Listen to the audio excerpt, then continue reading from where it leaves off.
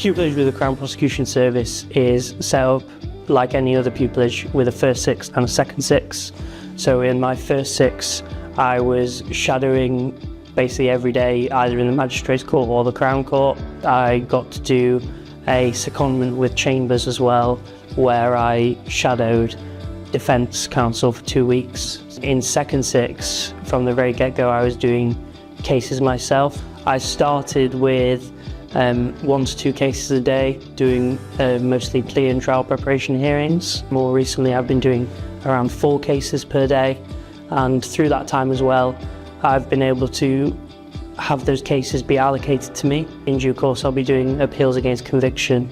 I've got a couple in my diary for quite serious offences, which really sets you up in good stead for eventually doing jury trials. Having that support of being in employed practice rather than being in self-employed really stood out to me. It gave me that sort of extra level of security so that I didn't have to worry too much about practical aspects and could focus on my own development and training. I knew that the level of training I would get at the Crown Prosecution Service would be second to none. That's something that I've really benefited from. Anything that you need in legal practice day to day is already paid for and open to you.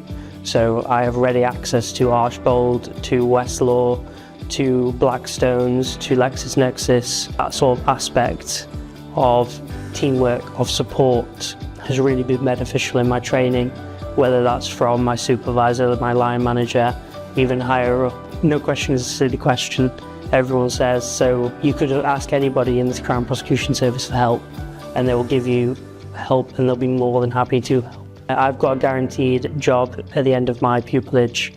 The options were either a Crown Advocate or Crown Prosecutor. Crown Advocate is very much advocacy based and can be advocacy in both the Magistrates and the Crown Courts. What suits me best was doing that advocacy, and I opted for the Crown Advocate role. Every pupil or staff member gets the individual learning account.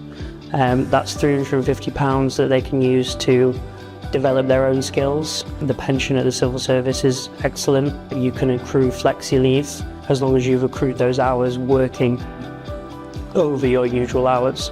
Working cases objectively, making sure that everything is done correctly is paramount to me and is paramount to the Crown Prosecution Service.